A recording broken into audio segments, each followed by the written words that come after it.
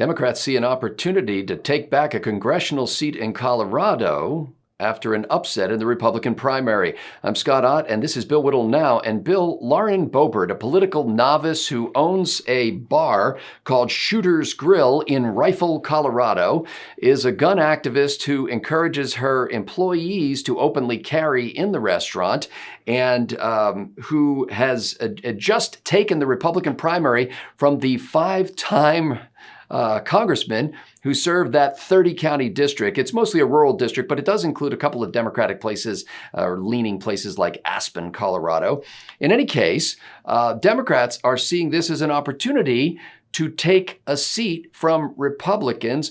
But I wondered whether you thought that this woman, who appears to be a poster child for the Tea Party movement, might have more on the ball than the Democrats assume. Interesting conclusion that they drew from the fact that a five-term congressman was defeated by a woman who, wasn't she the one who did she challenge Beto O'Rourke? Yeah, Beto O'Rourke showed up, and she challenged him about his pledge to seize people's assault rifles. And her quote was, "I am here to say, hell no, you're not." Yeah, because Beto O'Rourke, in the dying gasps of his presidential bid, was saying, "Are we taking your guns? By God, we are." Hell yes. And hell yes, we are. And she said, well, hell no, you're not. So the fact that a sitting five-term incumbent was defeated by a person who's an enormous advocate of personal firearms for self-defense in an era when a large supporter of the Black Lives Matter movement, living in a gated community, and his wife emerged to their porch with weapons and defended themselves, at least by intimidation, which is the best way to do it. If they think that that's a sign that that county's turning bluer, then that's why they're Democrats. Well, they're in an interesting situation, too, because the woman who won the Democratic primary for the 3rd Congressional District in Colorado is a former State House member who actually previously lost to Scott Tipton, who was the five-time incumbent who just lost in the primary. She had previously lost to him. Her last name is Bush. Oh, I don't know if anybody's seriously influenced by that, but in any event. Well, I'm wondering how many Democrats are going to turn out to vote for somebody whose last name is Bush. That's what I'm saying. I don't know how many people. I'm sure some people are affected by that. It seems silly to me, but yes. But in any event, there's when a long-term incumbent is defeated, especially in a primary. That's an indication that the primary's base is really fired up. If you're an incumbent, then chances that you are going to win is exceedingly high. Isn't it 80% or more, something like that? It's way up there. And so, if your base is more or less content, let's just say lackadaisical, then the incumbent has enormous power and enormous momentum, and is very likely to get the nomination in the primary and probably win the general election as well. But in a case like this, it appears that it wasn't so much dissatisfaction with the current five-term candidate, or representative, I should say, so much as there has been an incredible surge in support of gun rights and gun sales. We thought no one could top Barack Obama for gun sales. Then Beto O'Rourke did it, and then Antifa did it. But the fact that a person like that, who is basically seems to me from the outside to be pretty much a one-issue candidate, or at least that's certainly the issue people were dealing with in the primary, is telling me that the people of that particular district in Colorado want an awful lot more law and order and an awful lot less of this kind of pearl-clutching, inert response to watching our cities burn and our culture being turned down.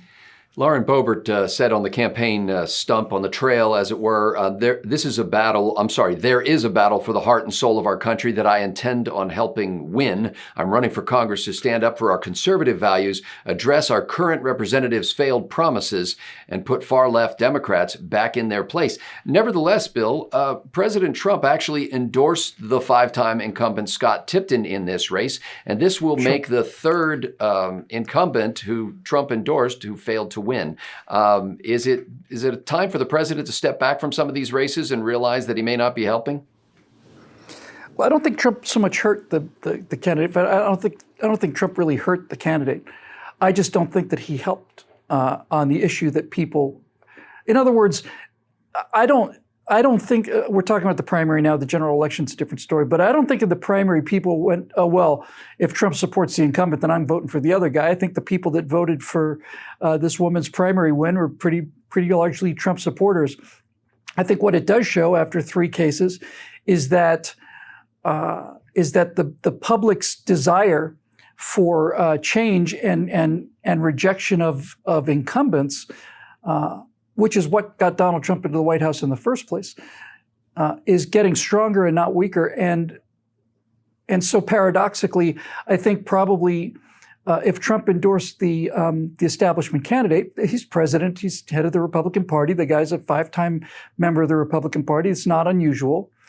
I suspect they probably just thought more or less the way I did, which is, okay, that's politics as usual. And let's hold the seat. Well, not just let's hold the seat, Scott. If they wanted to hold the seat, they would have voted for the incumbent. If you want to just hold the seat, then clearly you go with the guy who's got momentum and has beaten the Democratic candidate before. This isn't a case of holding the seat. This is a case of voting for a conservative instead of voting for a Republican. No, what I'm saying is that the Trump team would have been saying, let's hold the seat. And I'll tell you, my previous experience with endorsements from elected officials to candidates in primary races has been that they're very reluctant to get involved in the primary. In fact, a lot of them will say, look, we're not going to, even though I'm a Republican, I'm not going to step into a Republican primary and throw my weight around. Now, once that person gets the nomination of the party by winning the primary, then I'll jump in behind them with money, with support, with campaigning and things like that. So it's kind of unusual for a high-profile elected official to step into a race unless they're afraid they're going to lose that seat. I don't think it's that they're afraid they're going to lose the seat. Having watched Donald Trump as a politician for almost 4 years now, or 3.5, I've seen a lot of turnover. I've seen a lot of people be fired. I get the feeling, and I'm certainly not imagining this is pretty widely reported, I think, that Donald Trump places great value in personal loyalty. And I don't know what the relationship of Donald Trump and the sitting representative who was defeated is, but I suspect that if that representative had shown President Trump signs of continuing support, he would just throw the endorsement at him as just a matter of courtesy. That's day-to-day politics. Ladies and gentlemen, we're grateful to the members of BillWhittle.com for making this program possible. We will continue to discuss the issues affecting the upcoming 2020 election at all levels, only because of the support that's provided by those members. If you have not yet become a member, you might want to explore that option by going to BillWhittle.com, reading the information you see there, watching some of the videos, and maybe just give it a try for a month. Become a member by clicking that big green button and see if you don't think it was well worth your money. If you don't think that, we will cheerfully and rapidly refund it. We don't have to do that very often because people like it. For Bill Whittle, I'm Scott Ott. Thanks for watching.